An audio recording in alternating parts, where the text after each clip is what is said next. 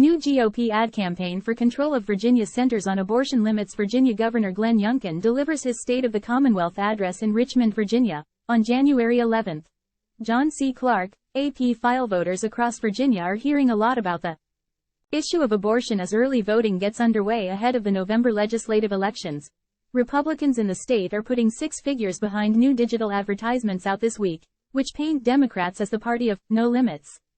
The move by Republicans to go on offense on the issue comes as Democrats are counting on abortion, the overturning of Roe v. Wade, and the specter of new restrictions under GOP-controlled state government as the key to turning out voters in what is usually a low-turnout off-year election.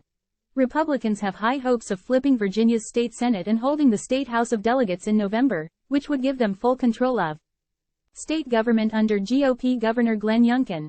Youngkin, seeking the governing majority that would allow him to enact parts of his agenda he has struggled to push through a divided legislature, is leading what has become a massive investment in the statehouse races by tapping into a national donor network, attending fundraisers from Nantucket to Dallas.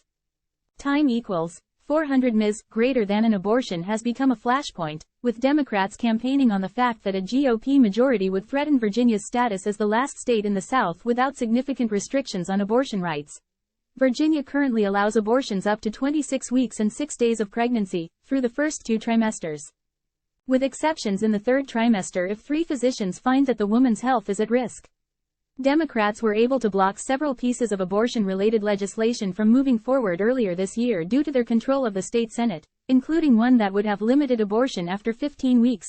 Youngkin, who is active on the campaign trail for Republican candidates across the state, has said he and the candidates he supports believe the consensus is a 15-week limit to abortion, with exceptions for rape, incest and saving the life of the mother.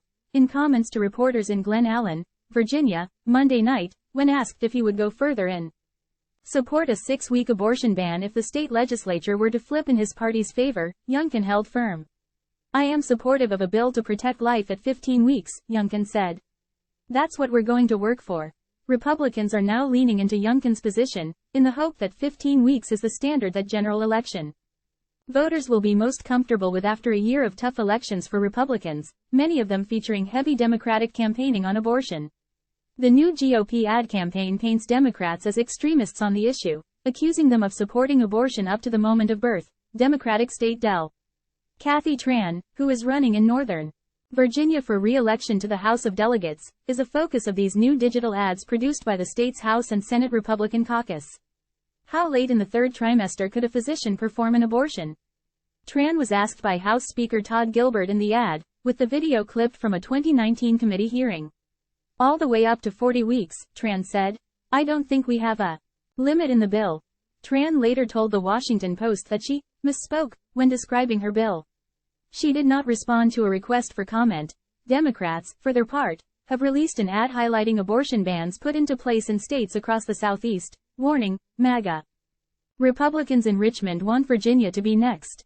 Jamie Lockhart, executive director of Planned Parenthood Virginia, says the new ads from Republicans distract from the fact that they're stripping people of a fundamental right, calling a potential 15-week ban in the state devastating. Time equals 400 Ms. greater than. "I don't trust that they would stop at 15 weeks, Lockhart continued. Youngkin is setting a marker down on abortion that's different than other GOP governors who have taken a more restrictive stance on the issue. Florida Governor Ron DeSantis signed a 6-week abortion ban into law in April.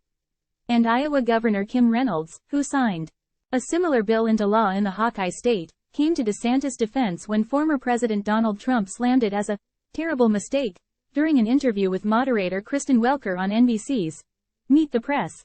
"It's never a terrible thing to protect innocent life," Reynolds wrote Tuesday on X, formerly Twitter. "I'm proud of the fetal heartbeat bill the Iowa legislature passed and I signed in 2018 and again earlier this year." Youngkin's strategy in Virginia could set him apart in the GOP field should he choose to mount a late run for president, a possibility he has yet to rule out.